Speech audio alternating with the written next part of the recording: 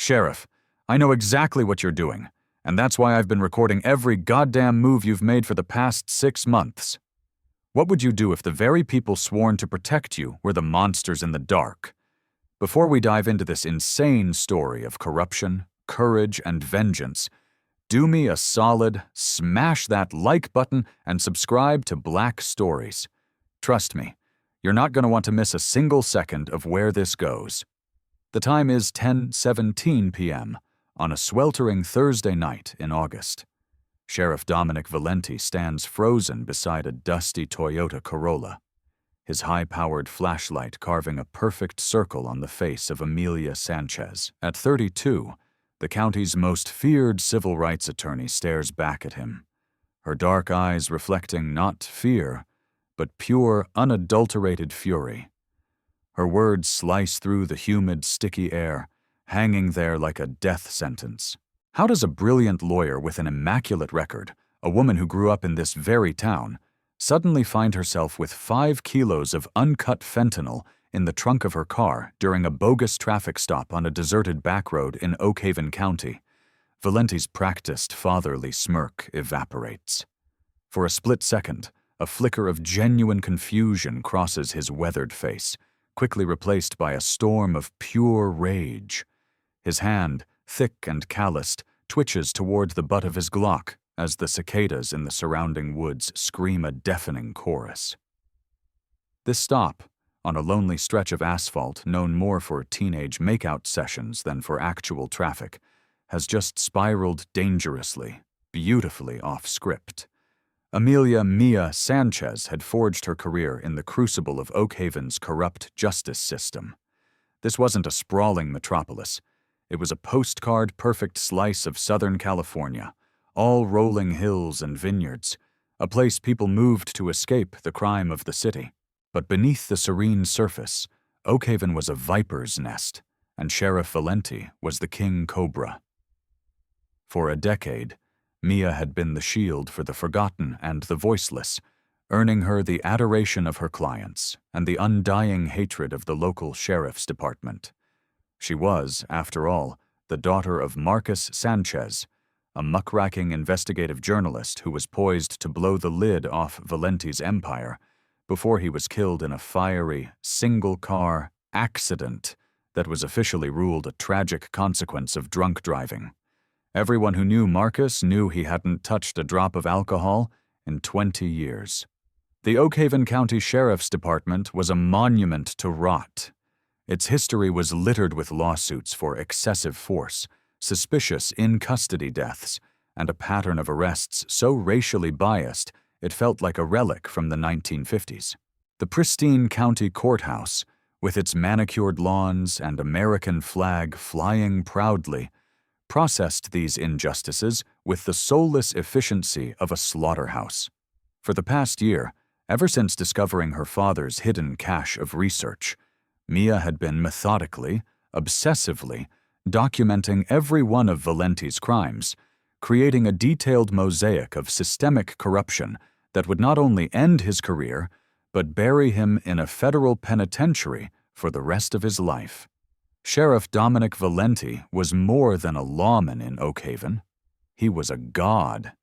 At 52, with a perfectly coiffed mane of silver hair and a uniform that looked like it was tailored by God himself, he radiated an aura of unimpeachable authority. The press ate out of his hand. His community-first initiatives and charity barbecues made for perfect Sunday morning news segments. He was hailed as the man who had tamed Oakhaven, the architect of a 40% drop in violent crime. But behind the iron doors of the sheriff's department, Valente ruled with the ruthless precision of a mafia don. Loyalty to him was absolute and non-negotiable. Internal affairs investigations that got too close to his inner circle had a habit of vanishing into thin air. He had personally overseen the investigation into Marcus Sanchez's death, closing the case in a record 48 hours and blocking 3 separate attempts by the state to reopen it. Mia would never forget confronting him at her father's funeral.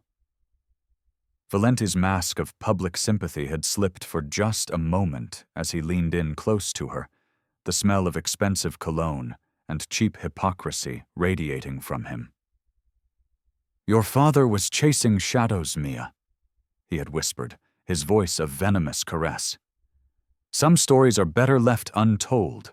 It's a dangerous business, sticking your nose where it doesn't belong." That night, Mia's Corolla creeps through the dark, winding roads of Oakhaven's east side, a route she specifically chose to avoid Valente's favorite DUI checkpoints. The thick, humid air feels oppressive as she mentally rehearses her opening statement for a case the next morning. Her phone chimes, a text from her younger sister, Isabella. "You still coming for dinner Sunday? Making Dad's pozole." A wave of grief and love washes over her. Before she can reply, a blinding flood of red and blue light fills her rearview mirror, obliterating the darkness. Her stomach clenches into a tight, icy knot. She doesn't need to see the driver's face. She knows the specific, predatory silhouette of Valente's personal command vehicle. This is not a random stop. This is an execution. Valente approaches her window with a theatrical slowness, the crunch of his boots on the gravel shoulder punctuating the night's silence. "License and registration, Ms. Sanchez." His voice is a model of professional courtesy, a smooth, practiced baritone that completely betrays the violent history simmering between them. "What's the supposed reason for this stop, Sheriff?" Mia's voice is steady, a testament to years spent mastering the art of concealing fear in a hostile courtroom. "You crossed the center line back there. Twice. Dangerous on these winding roads." He leans in, his gaze sliding past her to meticulously inspect the car's interior. A bald-faced lie. She had been driving with almost paranoid precision. Mia glances in her side mirror. Her heart begins to hammer against her ribs. A second patrol car has pulled up behind his, its lights off, a ghost in the darkness. Deputy Daniels, one of Valente's most brutal enforcers, steps out and positions himself near her trunk. A third vehicle, an unmarked sedan, parks on the opposite shoulder. 3 sheriff's units for a minor traffic violation. Her blood runs cold. "Please step out of the vehicle, ma'am." Valente's request is paired with a smile that doesn't even pretend to reach his cold, dead eyes. "Am I being detained? Or am I free to go?" "Just a routine check, counselor. You of all people understand procedure." Valente's hand now rests casually on the grip of his holstered firearm. "Unless, of course, you have something to be worried about." Mia's mind is a supercomputer running a million failed scenarios. This intersection is a dead zone. No homes, no businesses, no cameras. Her phone is recording audio, but it's tucked in her purse. It won't capture the visual of what she knows is about to happen. Through her passenger side mirror, she sees Daniels circling to the rear of her car, muttering into his shoulder mic. His hand keeps patting the pocket of his tactical vest. Valente's paper-thin patience finally shreds. "Ms. Sanchez, I'm going to ask you one last time. Step out of the car now, or I'll be forced to consider this an act of resistance." Mia's hand trembles as she unlocks the door. It's over. The trap has been sprung. Whatever sick drama they've choreographed, the curtain has already gone up. The humidity is so thick, Mia can feel it clinging to her skin as she stands beside her Corolla, the harsh glare of the headlights pinning her like a terrified animal. Valente strategically positions his large frame between her and his patrol car, blocking the view from his dash cam. A dash cam she knows is either already turned off or will have its footage conveniently corrupted. "I'm going to need to search your vehicle," Valente announces, his tone making it clear this is not a request, but a declaration. "You have no probable cause," Mia fires back, her legal instincts on autopilot. "I do not consent to any searches of my person or my property." A cruel smirk plays on Valente's lips. Actually, counselor, when you rolled down your window, I detected the distinct odor of marijuana emanating from your vehicle. The lie is so polished, so effortlessly delivered, it's almost impressive. Under state law, that gives me all the probable cause I need. Across the road, hidden in the shadows of a dense grove of oak trees, a single pinprick of light glows and then vanishes. Someone is watching. Someone is recording. Hope, a fragile and dangerous thing, flickers in Mia's chest. That's bullshit, Valente, and you know it, Mia says, her voice rising. There is nothing in my car.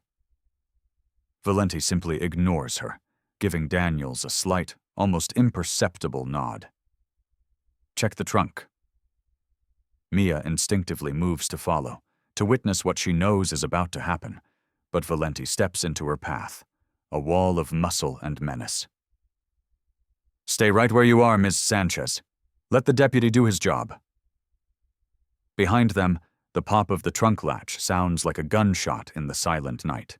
The humid air provides a perfect cloak of darkness as Daniels dips his hand into his tactical vest, his body expertly shielding his movements. He pulls out a large, professionally sealed brick of white powder wrapped in plastic. With practiced speed, he slips it beneath the spare tire cover in the trunk. Hey, Sheriff, Daniels calls out, his voice a perfect blend of surprise and alarm designed for any listening devices. You're going to want to see this. Valente's mouth twitches, a micro-expression of triumph he can't quite suppress before composing his features into a mask of grim duty. He gestures to the third deputy, a younger man named Rodriguez. Keep an eye on her. He strides toward the open trunk. Mia cranes her neck, trying to see past them, the bile of pure terror rising in her throat. What are you doing back there? This is an illegal search. You're planting evidence. Deputy Rodriguez, standing beside her, shifts on his feet, his discomfort palpable. His eyes dart nervously between Mia, his colleagues, and the dark road ahead. For one fleeting moment, their eyes meet, and Mia sees a flicker of something she never thought she'd see in one of Valente's men. Shame. I know what you're doing, Mia screams, her voice cracking, yelling loud enough for the trees, for the hidden camera, for God himself to hear. This is a setup. You're framing me. Valente turns, his face a perfect portrait of grave disappointment, but his eyes glitter with the thrill of victory. He holds up the package.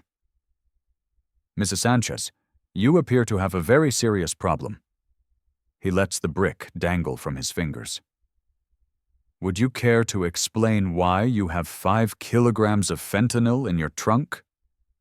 5 kilos, professionally wrapped, a street value easily over $1 million, a death sentence in court. Mia's world goes silent, the screaming cicadas fading to a dull hum. That is not mine. You know damn well that is not mine. You put it there. Her voice is raw, a desperate plea against the crushing weight of the inevitable. Valente's expression shifts into one of performative sorrow. The county's most prominent civil rights attorney, a narcotics trafficker. What a damn shame. He signals to Daniels. Cuff her. Daniels yanks her arms behind her back with brutal efficiency, the cold, serrated steel of the handcuffs biting deep into her wrists. Amelia Sanchez, Valente recites with mock formality. You are under arrest for possession of a controlled substance with intent to distribute. This is a frame job.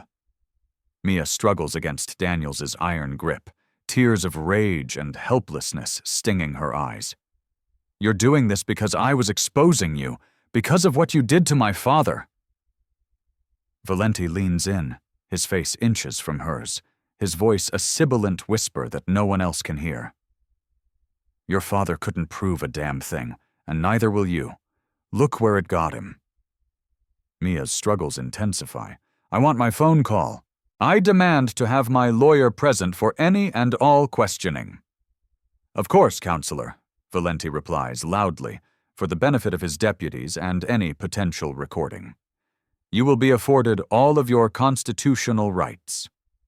Deputy Rodriguez retrieves her purse from the passenger seat, his eyes refusing to meet hers. He hands it to Valente, his hesitation barely noticeable. Sir, should I log her personal effects here or at the station?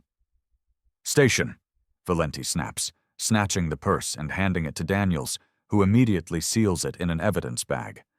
With unnecessary force, Daniels shoves Mia toward his patrol car. Her shoulder slams against the doorframe, sending a blinding shard of pain down her arm as she's forced into the back seat. Through the grime-streaked window, she watches Valente make a call, his face illuminated by his phone's screen, his expression one of absolute, unholy triumph. She knows what comes next. By morning, the story will explode. Crusading attorney exposed as drug queenpin, her career, her father's legacy, and the mountain of evidence she'd compiled against him, all would be incinerated in the blaze of a single, perfectly executed lie. As the cruiser speeds away, plunging her back into darkness, Mia catches one last glimpse of the oak grove across the road. The pinprick of light is gone. The Oakhaven County Chronicle's website homepage flashes with the breaking news at 5:42 a.m. Prominent local attorney arrested in major fentanyl bust. By the time the sun bleeds over the vineyards, Mia's mugshot, her face a mask of exhaustion, rage, and despair, is on every local news channel. She already looks guilty. In the chaotic, foul-smelling holding cell, a small television bolted to the wall broadcasts Sheriff Valente's morning press conference. Mia stands motionless, a statue in yesterday's dirt-stained clothes, as the other inmates watch. It is a profoundly troubling day for our community when an individual tasked with defending the law so brazenly betrays it, Valente intones, his face a perfect mask of solemnity for the cameras. Ms. Sanchez's position as a civil rights attorney makes this crime a particularly egregious betrayal of public trust. A reporter from a Sacramento station shouts from the crowd, "Sheriff Valente, isn't it true that Ms. Sanchez was actively investigating your department for misconduct?" Valente's response is smooth as polished glass. Over the years, Ms. Sanchez has lodged numerous baseless and frankly desperate allegations against the fine deputies of this department. I believe this arrest, unfortunately, clarifies the real motivation behind her relentless attacks on the integrity of our brave law enforcement officers. The screen cuts to a statement from the presiding county judge, Howard Grant. Effective immediately, Ms. Sanchez's license to practice law within Oakhaven County is suspended. All of her active cases will be reassigned. A wave of nausea hits Mia. Her clients, most of them poor, Latino, the exact people the system was designed to crush, are now completely defenseless. Cases she had painstakingly built over months would be handed off and dismantled. The timing was surgical. Her laptop and cell phone, the digital hearts of her investigation, had been seized. Every piece of evidence she had against him was now in his possession. The television shows a photo of Valente and Judge Grant smiling together at a charity golf tournament. Grant would be presiding over her arraignment. A young woman with tired eyes approaches her, her voice barely a whisper. "They did that to my cousin last summer. Pulled him over for a busted taillight.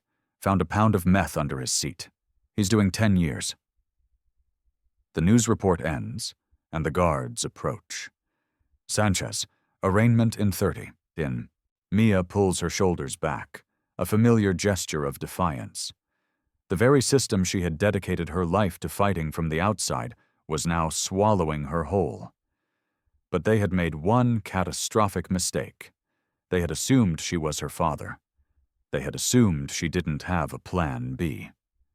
The steel doors of cell block D clang shut with a deafening finality. The orange jumpsuit feels coarse against her skin, the slip-on shoes a deliberate act of humiliation. Dehumanization by design. The guards, men she had cross-examined and exposed in court, now walk past her cell without a glance. It's no accident that her cellmate is Sarah Jenkins, a former ER nurse arrested 2 months prior for possessing illegal prescription pads. It was another one of Valente's signature arrests. "Never thought I'd see you on this side of the bars, counselor," Sarah says quietly after the 10 o'clock lights out plunges the cell into near total darkness. The dark feels safer, a place for forbidden truths. "I didn't do this," Mia whispers back, the words tasting like ash in her mouth. "Honey, in here?" Sarah's voice is brittle. "None of us did." She shifts on her thin, lumpy mattress. "They got Miguel 2 years ago, Jackson before that. Always the same damn story. A bullshit traffic stop, and poof, drugs magically appear." Mia sits up, her heart starting to beat a little faster. "Were they all minorities?" "Every last one. And we all had one thing in common: we pissed off the king." Mia's mind ignites. "What did you do?" "I was the charge nurse at County General," Sarah says, her voice hardening with the memory. "A kid came in one night, brought in by 2 of Valente's deputies. He was beaten so badly his own mother wouldn't have recognized him. His official chart said, 'Resisting arrest.' I filed an anonymous report with the state medical board. 2 weeks later, Sheriff Valente himself pulled me over for a cracked windshield, found a stack of forged prescription pads in my glove compartment." Over the next hour, Sarah paints a horrifyingly clear picture. A pattern. At least 6 people framed in the last 2 years. Every single case involved Valente or his trusted inner circle. Daniels, Rodriguez, and a few others. Every single victim had, in some way, challenged the sheriff's absolute authority. "Why has no one spoken out? Fought back?" Mia asks, though she already knows the answer. Sarah lets out a bitter, humorless laugh. "With what? Public defenders buried under 1,000 cases. From inside a cage, evidence gets lost. Witnesses suddenly develop amnesia. And now the one lawyer in the county who had the guts to fight them is in here with the rest of us." The midnight count interrupts them. A guard's flashlight beam sweeps the cell, lingering on Mia's face for an uncomfortably long time. "They're watching you," Sarah observes after he's gone. "You must really, truly terrify them." Mia lies on her back, staring up at the concrete ceiling. "My father was investigating Valente 8 years ago. They said he was drunk when he drove off that ravine. He'd just uncovered evidence that Valente wasn't just planting drugs. He was selling them. You don't believe it was an accident?" "Never for a second," Mia says, turning to face her cellmate in the dark. "Valente thinks he has all my research, all my files. He thinks he's won. You made backups, right?" Sarah sounds skeptical.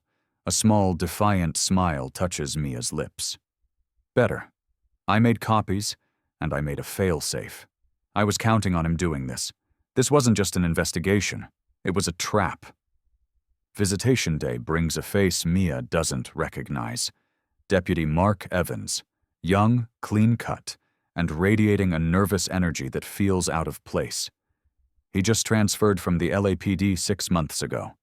He sits across from her in the noisy, no-contact booth. "I don't know you," Mia says flatly into the greasy telephone receiver. "But I know you." Evans leans forward, his eyes scanning the crowded room. "I know about your work. I read your father's old articles, too." Mia's expression is a stone wall. "You're one of Valente's deputies." "I work for Oakhaven County, not for him," Evans says, his jaw tight. He glances nervously at the surveillance camera in the corner. "I came here from LA looking for a quieter life. What I found was a damn cartel with badges. I've been seeing things that don't add up." "Like what?" "Irregularities in the evidence locker. Body cam footage that always seems to glitch out during controversial arrests. Deputies living in mansions on a $60,000 salary." Evans lowers his voice. Valente runs this place like his own personal kingdom. You question him, you get demoted to the midnight shift guarding the county dump. Mia studies his face, searching for the telltale signs of a liar. So why risk your career coming to talk to me? I'm radioactive. Because I ran your case file this morning. 21 formal misconduct complaints filed by you against this department in the last 5 years. All of them meticulously documented, and every single one dismissed without a proper investigation. Evan's eyes lock with hers. That's not just smoke, Miss Sanchez. That's a 5-alarm fire. Why are you really here, Deputy? The FBI has a quiet field office in Sacramento. Evans whispers, his mouth barely moving. There's a multi-jurisdictional task force looking into Valente. Your arrest just threw a gallon of gasoline on their fire. A guard shouts that there are 2 minutes remaining. I don't believe you, Mia says, her voice loud enough for anyone nearby to overhear. Then, much softer, a mere breath against the receiver. Prove it. Evans discreetly slides a folded piece of paper into the slot at the base of the plexiglass. It's a business card for a Sacramento-based construction company. On the back, a cell phone number is handwritten. My burner. Memorize it. Burn it. As he stands to leave, Mia asks one last question. Did you know my father? He hesitates. Only by reputation. Everyone at LAPD knew about the Oak Haven journalist who wasn't afraid to go after a crooked sheriff. Nobody who knew anything about anything believed he was a drunk. The guard taps on the glass. Time's up. Evans raises his voice, playing his part. You should really think about the plea deal, Sanchez. It's the smartest play you've got. He walks away. Mia palms the card, her mind reeling. Was this a lifeline, or just a more sophisticated part of the trap? Courtroom number 4 feels alien from the defendant's table.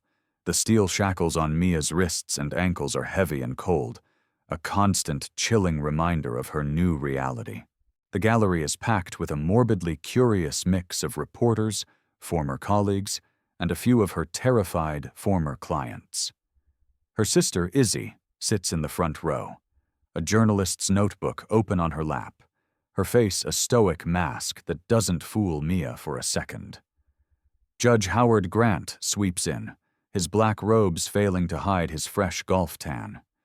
He's the same judge who has systematically dismissed every motion Mia has ever filed that challenged the sheriff's department.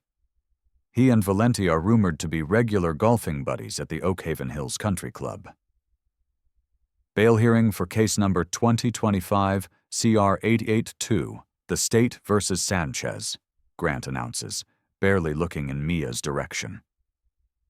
Her court-appointed attorney, a weary and clearly intimidated former colleague named David Price, shuffles his papers. Your Honor, Ms. Sanchez has unimpeachable ties to this community, a spotless criminal record, and is, herself, an officer of this court. We request bail be set at a reasonable and fair amount. District Attorney Wilson, a Valente sycophant, struts to the bench. Your Honor, with all due respect, the defendant was apprehended with a quantity of fentanyl large enough to kill half the population of this county.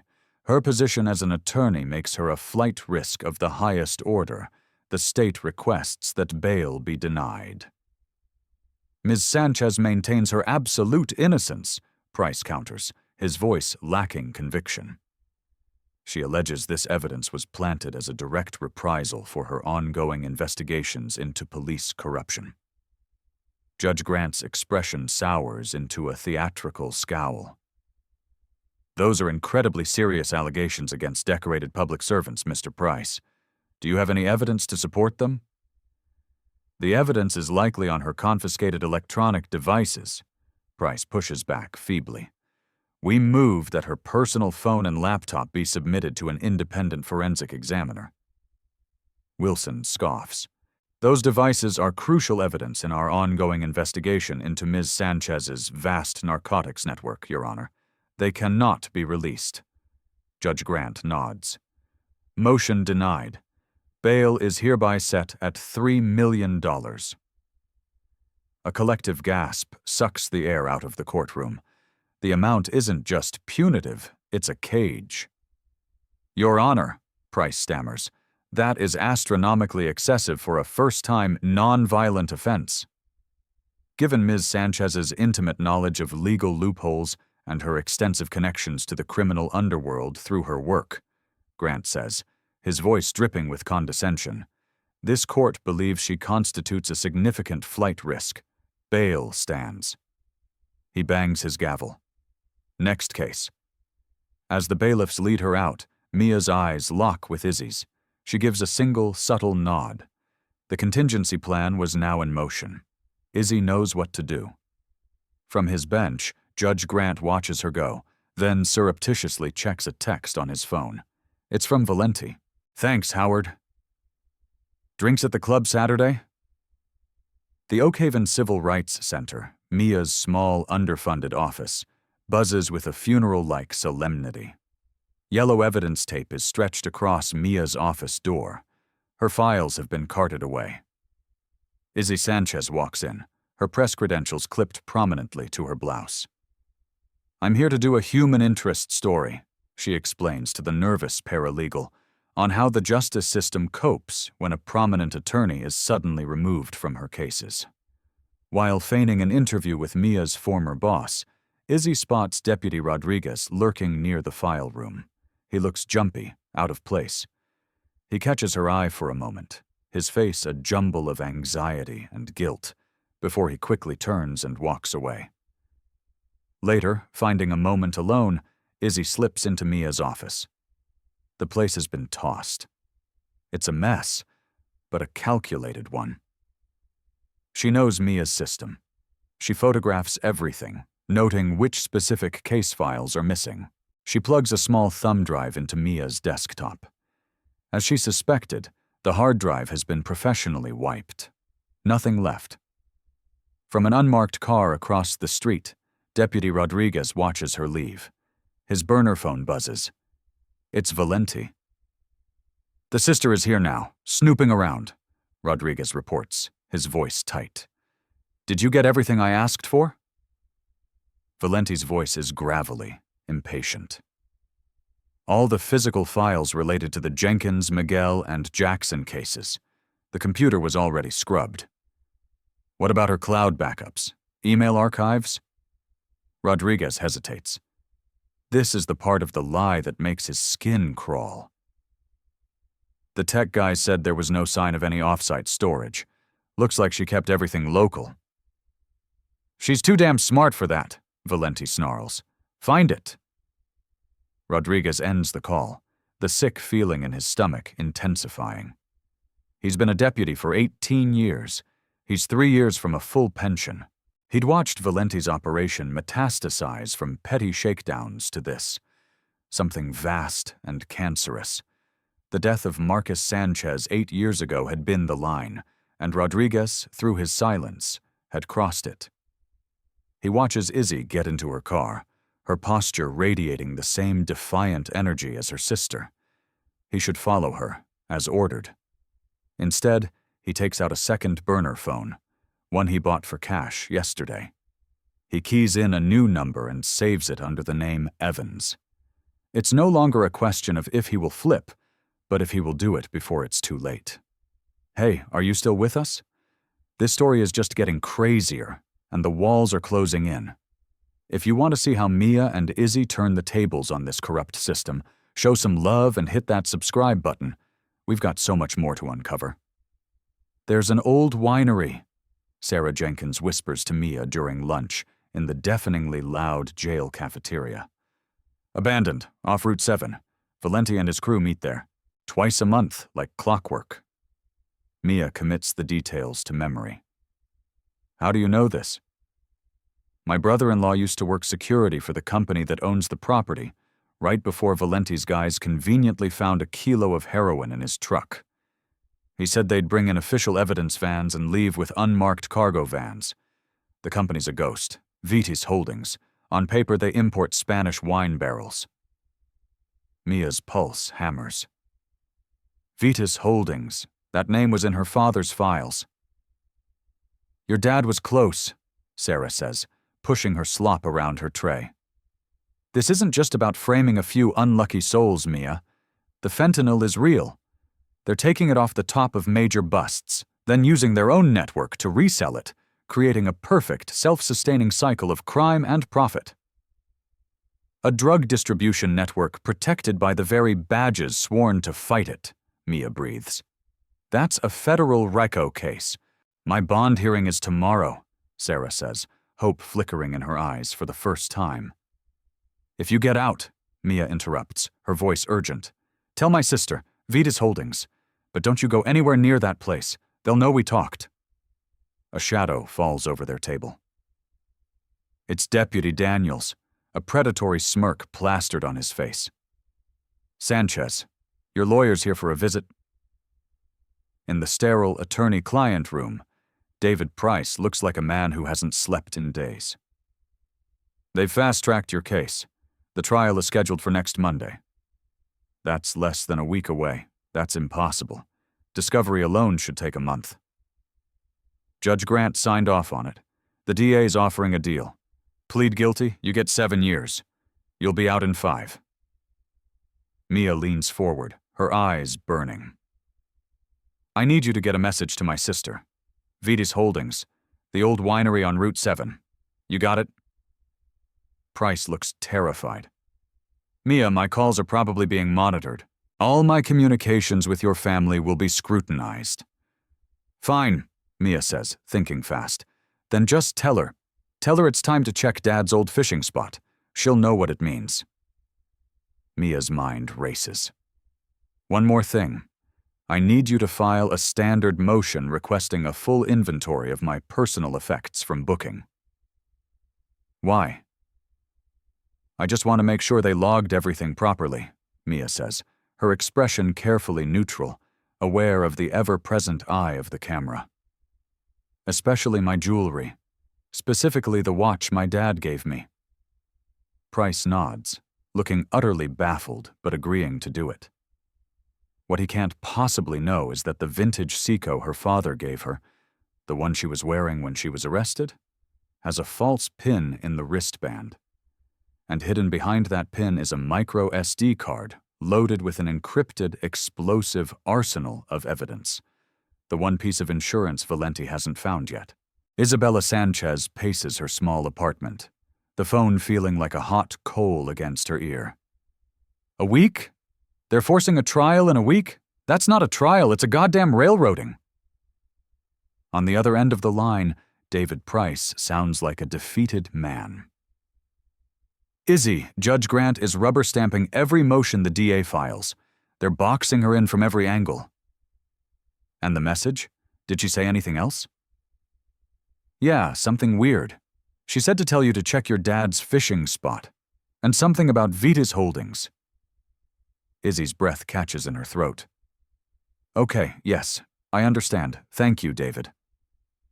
She hangs up and sprints to her bedroom closet, pulling out a heavy, battered tackle box, her father's most prized possession. Underneath a tangled mess of fishing lures and dried bait, her fingers find the false bottom. Inside is a small, waterproof Pelican case. Inside the case is a single encrypted USB drive.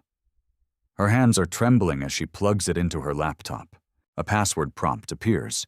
She tries her dad's badge number. Access denied. Her mom's birthday. Access denied. Her own birthday. Denied. Then, on a desperate hunch, she types in Valente. The drive unlocks. It's all there. Hundreds of files. Surveillance photos her father took himself. Scanned financial records, offshore bank transfers, typed transcripts of interviews with confidential informants. It's a complete, meticulously organized RICO case. A folder labeled Vitis contains property deeds, shipping manifests for wine barrels, and connections to a shell corporation based in the Cayman Islands. Her doorbell chimes, a sharp, piercing sound that makes her jump out of her skin. She yanks the drive out of the laptop and shoves it deep into her pocket. Through the peephole, She sees a man in a generic courier uniform holding a small package. Cautiously, she opens the door. Isabella Sanchez? Yes. Sign here. It seems routine.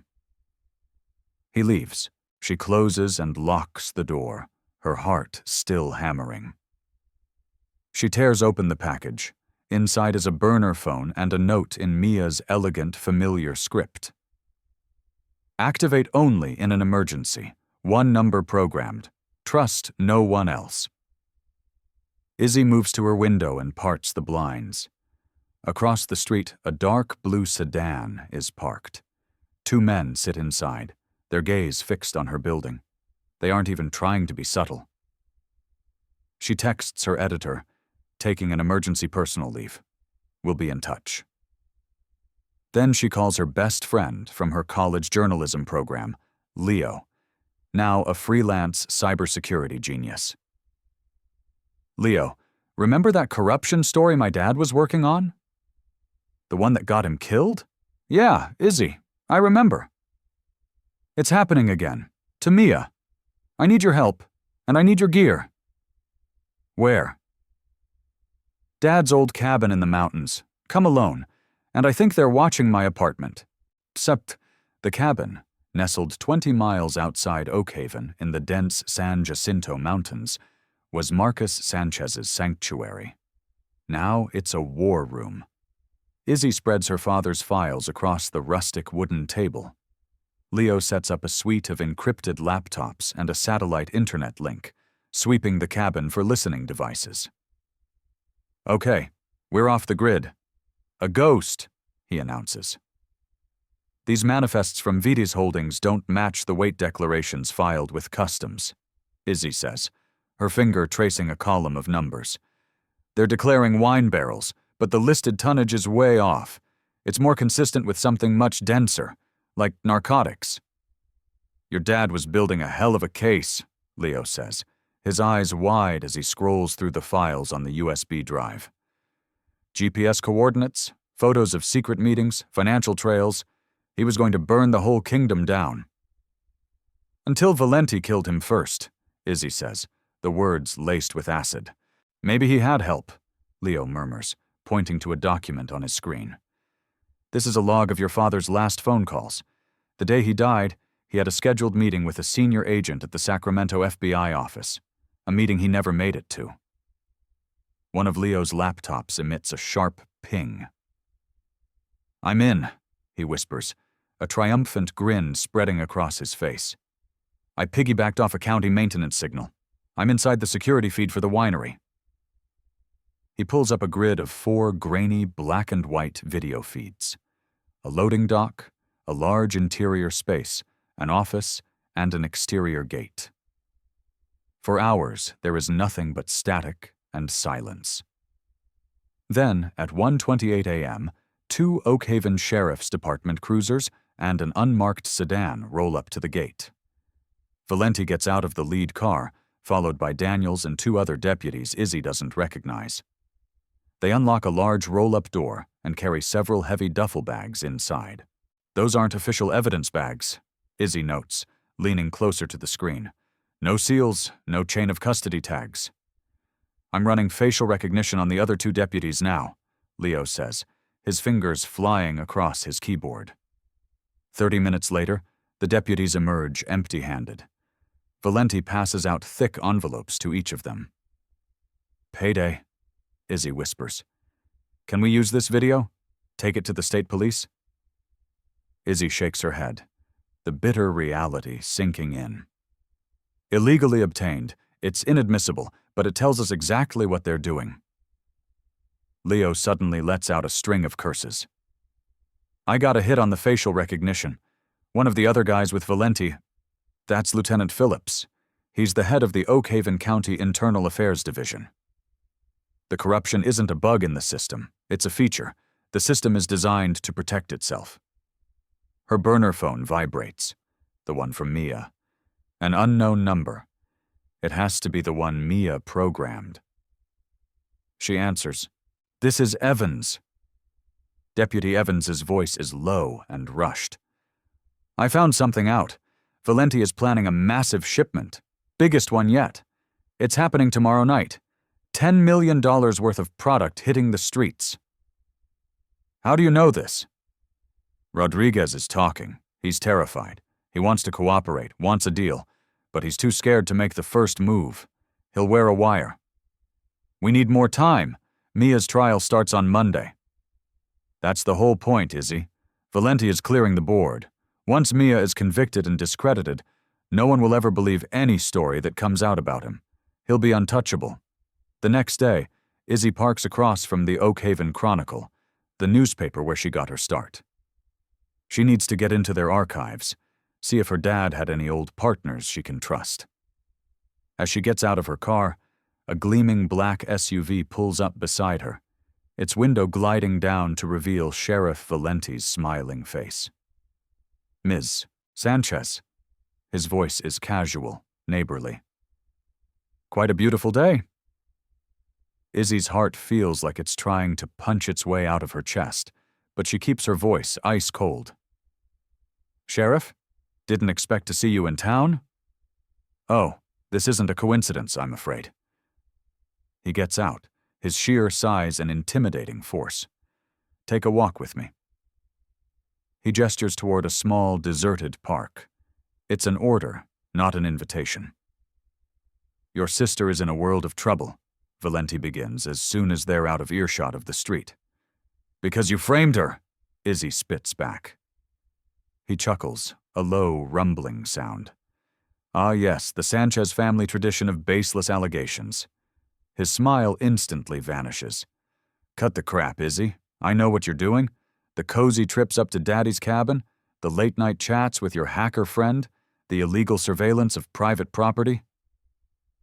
Izzy's blood turns to ice. How could he possibly know? Do they have a mole? Your sister is looking at 25 to life, Valente says, his voice now a velvet glove over a steel fist.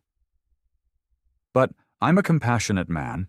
The district attorney might be inclined to show some mercy if certain distracting and fruitless little investigations were to be permanently abandoned. Are you threatening me, Sheriff? I'm providing you with a family counseling opportunity. Drop this. Tell your sister to take the plea deal, 7 years. With good behavior, she'll be out in 5, and you can both put this unfortunate business behind you. And if I tell you to go to hell? Valente's eyes harden into chips of granite. People get hurt in prison all the time. It's a sad reality, especially for former lawyers who spent their careers putting violent people away. Tragic accidents happen. A jogger passes them on the path, and Valente's professional smile clicks back into place. Think about your sister's future. You have until tomorrow night to talk some sense into her. He turns and walks away, leaving Izzy trembling with a mixture of rage and terror. When she gets back to her car, she finds a manila envelope lying on her passenger seat. This is impossible. She had locked the doors. Inside is a single photograph, a high-resolution shot of her and Leo entering the cabin, time-stamped from the night before. Scrawled across the bottom in black marker are 2 words: "We're watching." She floors it, not back to the newspaper, but straight back to the mountains. The game has changed. They aren't just one step ahead. They're everywhere. The team has reconvened at the cabin, the atmosphere thick with paranoia and despair. We need to find the others, Izzy announces, the photograph shaking in her hand. What others? Leo asks, his face grim. All of them. Every person Valente has framed. Sarah Jenkins told Mia there were at least 6 other victims over the past 2 years. We need their stories. We need their testimony. We need to establish a pattern of conduct so undeniable that not even a crooked judge can ignore it. For the next 8 hours, they dive into a digital rabbit hole, cross-referencing Oak Haven arrest records with names from her father's old files. Marcus Johnson, Leo says, reading from a file.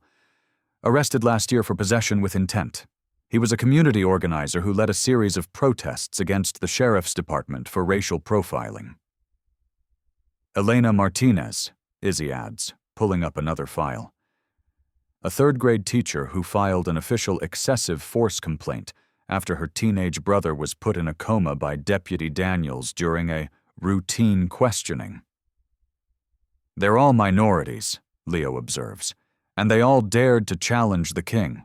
And look here, every single one of them was pressured into taking a quick plea deal. By sunrise, they've found them. 5 more victims, besides Mia and Sarah. 5 more lives destroyed by the same cynical, ruthless playbook. The burner phone rings. It's Deputy Evans. Rodriguez is on board. He's confirmed the shipment is tonight, 11 p.m. at the winery. 10 million in fentanyl coming in on a truck from Mexico, and it needs to be distributed to their buyers before Monday morning. Why the insane rush? Izzy asks. Valente's paranoid, Evans says. Your sister's arrest was supposed to silence everything, but it's had the opposite effect. He knows something is coming. He's trying to cash out and clean up before his whole empire implodes. We have to get to the other victims. Get them to agree to testify, Izzy insists. It's too dangerous, Evans counters. Valente has his informants watching every single one of them. But I found something else. The dashcam footage from Mia's arrest? It was logged into evidence, but 12 minutes are missing. 12 minutes, starting from the exact moment Daniels approached her trunk. Can you prove it was tampered with? Leo asks, his voice suddenly sharp. Not without the original uncorrupted file from the department's central server, and Valente keeps that under digital lock and key. Izzy's eyes drift to her father's old files, spread across the table. Her gaze lands on a series of offshore bank statements. Leo, look at this.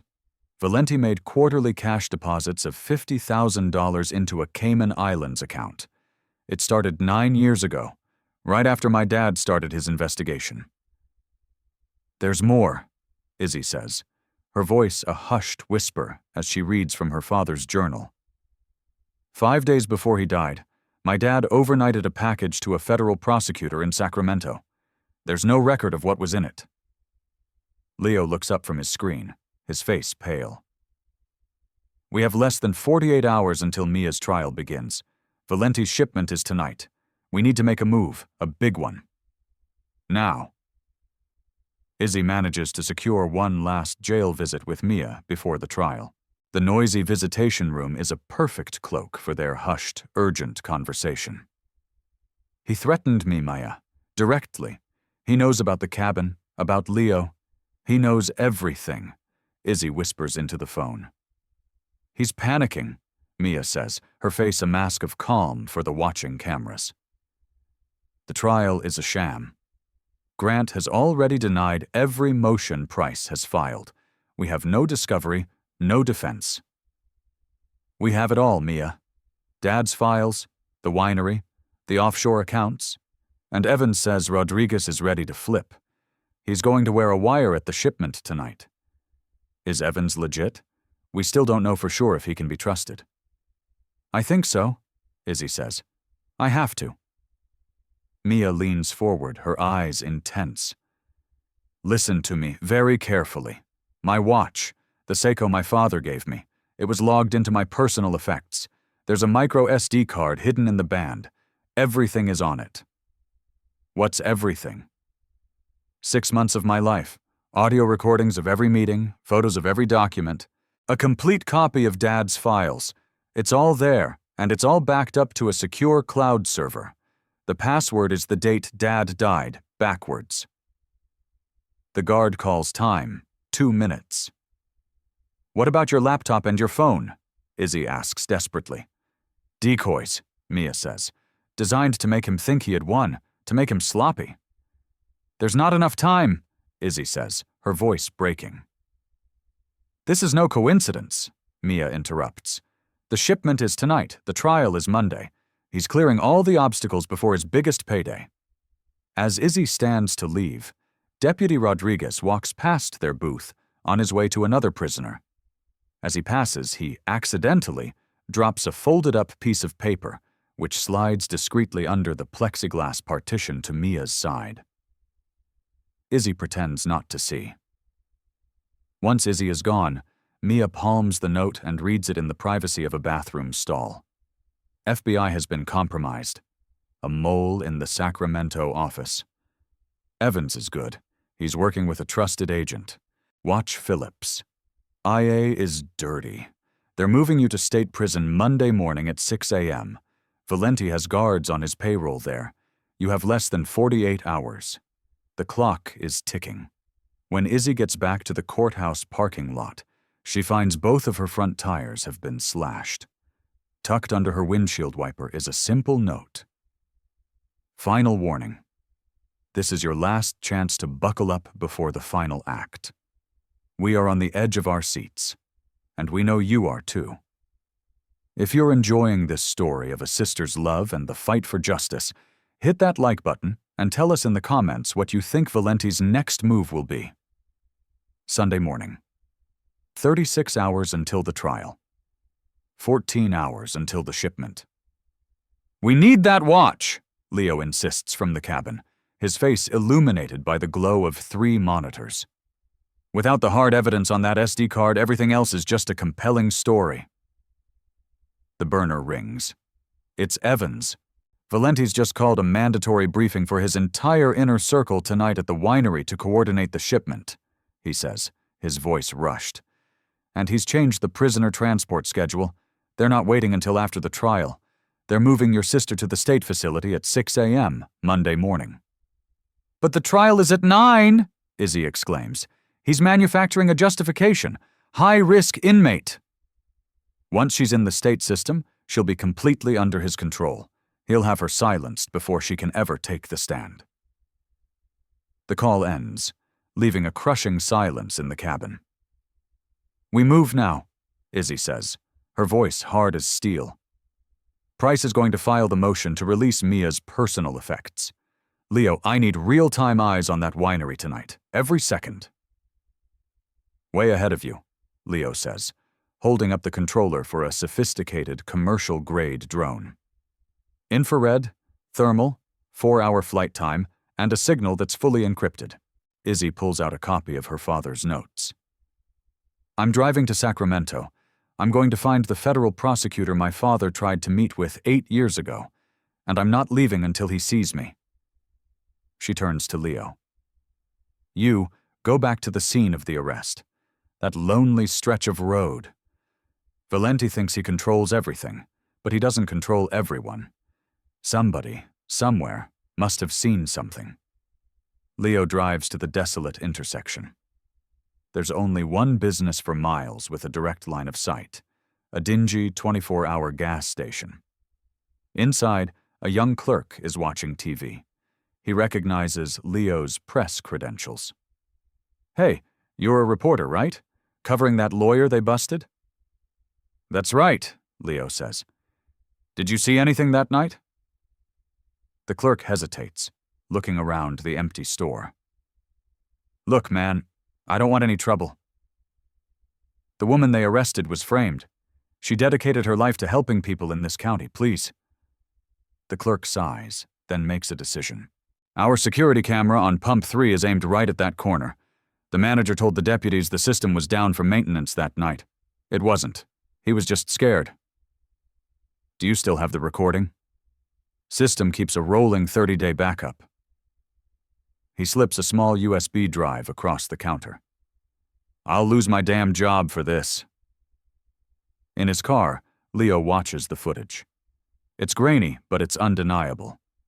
There, clear as day, is Deputy Daniels approaching Maya's car, reaching into his vest, placing the brick in her trunk. He has it. The whole frame-up, captured on video. He immediately calls Izzy, who is an hour outside Sacramento. "I have it, Izzy. I have the whole goddamn thing on video." That evening, Price gets the order signed by a sympathetic magistrate judge, releasing Mia's personal effects. The watch is handed over. He meets Leo in a diner parking lot and gives it to him. Leo races back to the cabin. With a jeweler's delicacy, he removes the pin and extracts the tiny micro SD card. The second he plugs it in and enters the password, the date of Marcus Sanchez's death, in reverse, the floodgates open. It's more than they could have dreamed of. Audio files of Valente planning the frame-up with Daniels. A video Mia took on her phone of Rodriguez confessing his role in past setups, recorded weeks ago. And something else. Something incredible. "Izzy," Leo says into the phone, his voice shaking with excitement. "You're not going to believe this. There's a false bottom in the watch casing. Your dad was a damn genius. It's a GPS tracker. It's been active for months. I have a log of every move Valente has made. Every late-night trip to the winery. Every meeting with the judge. We have his entire life on a map." Izzy, now standing in the lobby of the Sacramento Federal Building, feels a surge of vindication. He thought he was hunting her, Leo, but she was hunting him the entire time. Monday morning, 5:30 a.m.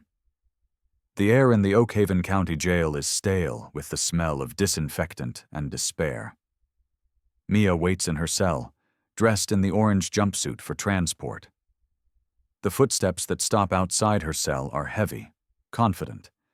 It's Sheriff Valente, personally overseeing her transfer. He's flanked by Daniels and one other deputy. "Excited for your big day in court, counselor?" Valente smirks. "Just eager for the truth to finally come out," Mia replies, her voice devoid of fear. He chuckles. "Such a noble sentiment. A real shame about that missing dash cam footage, though. Technical glitches, you know how it is." "You mean like the technical glitch on the gas station camera across the street that happened to record Daniels planting $1 million worth of fentanyl in my trunk?" Mia says, watching with satisfaction as Valente's smirk falters.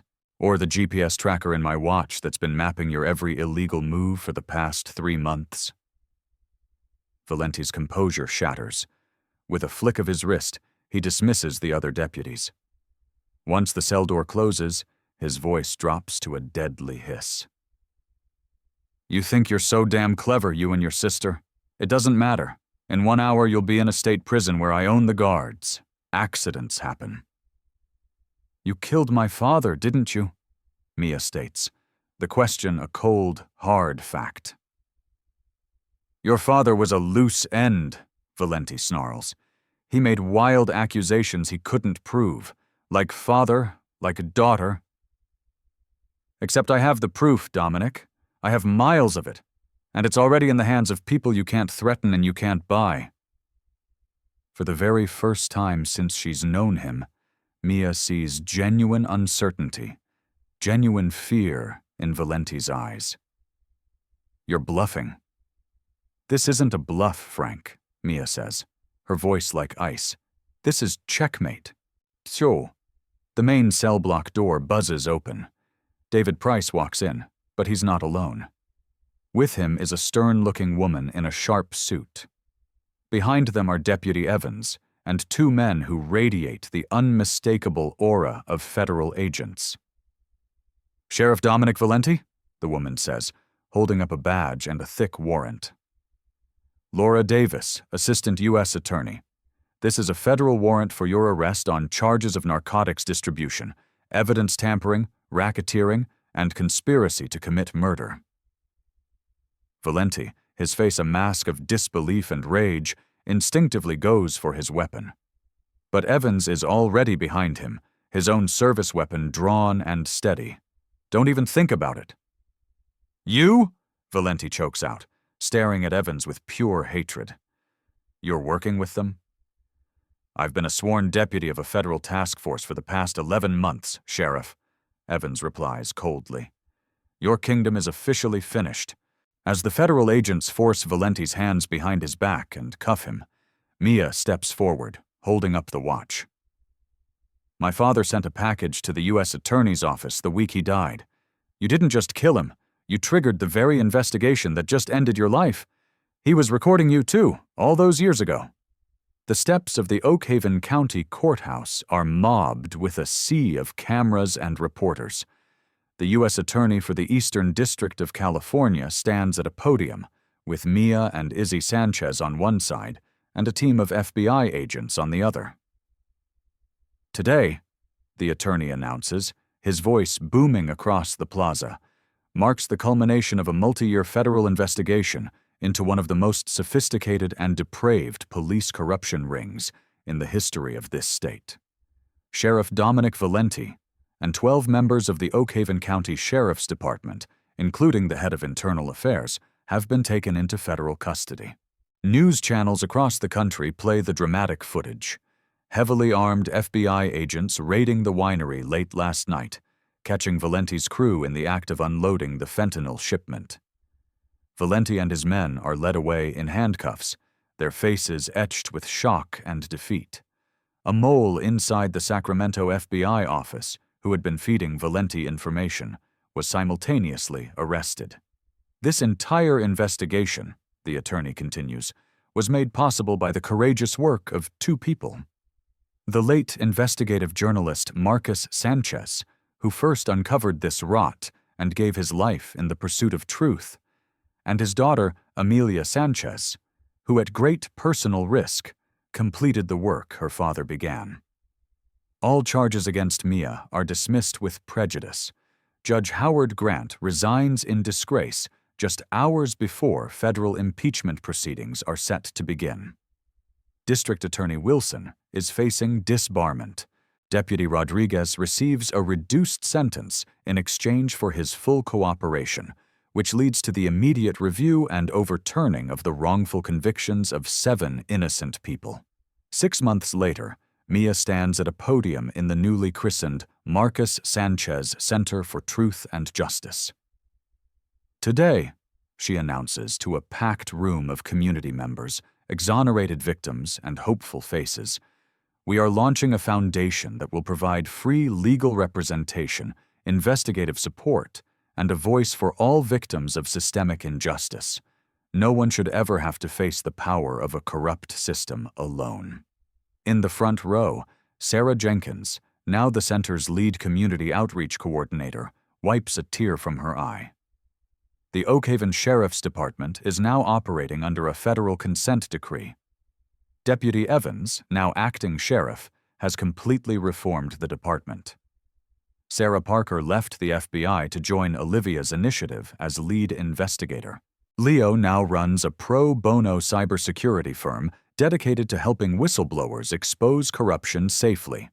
And Izzy Sanchez won a Pulitzer for her series of articles, The Vineyard Vipers, which has sparked similar investigations in 3 neighboring counties. Later that day, Mia kneels at her father's grave. The headstone has been replaced. It now reads, Marcus Sanchez, 1965-2017. A husband, a father, a truth-teller who died in the line of duty. The official cause of death has been amended to homicide. Valente, already facing life in prison for his other crimes, is the primary suspect. She places the old Seiko watch against the cool marble of the headstone. We did it, Dad, she whispers. We finished your story. As she leaves the cemetery, she sees Sheriff Evans waiting for her by his patrol car. Your father would be so incredibly proud of you, he says simply. There's still so much work to do, Mia replies, a tired but resolute smile on her face. Taking down one monster doesn't fix the system that created him, but it's a start. As she gets in her car, her phone buzzes. A text from Izzy. You're not going to believe this. Just got a call from a whistleblower in the DA's office in the next county over. Says they've got another Valente on their hands. Mia looks up at the endless blue sky and takes a deep breath. Justice isn't a destination you arrive at. It's a battle you never stop fighting. This was a story about the relentless pursuit of truth. If you were inspired by Mia and Izzy's courage, and if you believe that one person can make a difference against a corrupt system, then please subscribe to Black Stories and hit that like button. Share this video with someone who needs to be reminded that the fight for what's right is always worth it. And turn on those notifications, because we bring you stories that matter, stories the powerful don't want told, every single week. Join our community and help us amplify the voices that deserve to be heard.